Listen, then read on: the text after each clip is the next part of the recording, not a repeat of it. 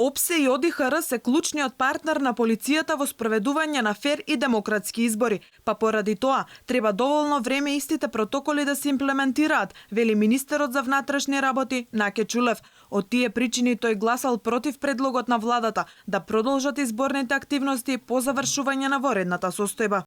Во услови кога имаме зараза од корона, мора владата, односно политичките лидери да се усогласат консензуално за протокол за одржување на избори во услови на зараза со корона. Сега, тој протокол мора да се имплементира од страна на Државната изборна комисија и од страна на Министерството за внатрешни работи како најповикани институции за организирање на мирни, фер и демократски избори.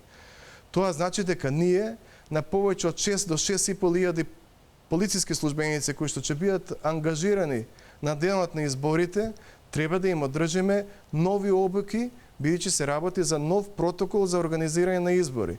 Што се однесува до вчерашните обвинувања од страна на лидерот на СДСМ, Зоран Заев, дека министерот треба да си поднесе оставка, бидејќи имало грешки во неговото работење, Чуле вели дека тоа се политички обвинувања во пресрет на парламентарните избори.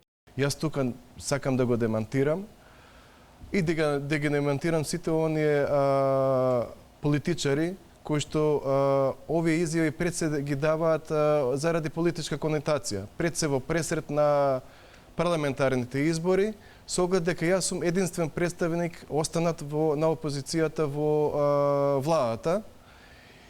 И можам да ви кажам дека Министерството за внатрешни работи, без разлика што сум единствен представник на опозицијата, значи најажурно и најорганизирано ги извршува сите оние обврски кои што произлегуваат од уредбите на владата и од одлуките кои што ги носи владата, се со цел справување со заразата од корона.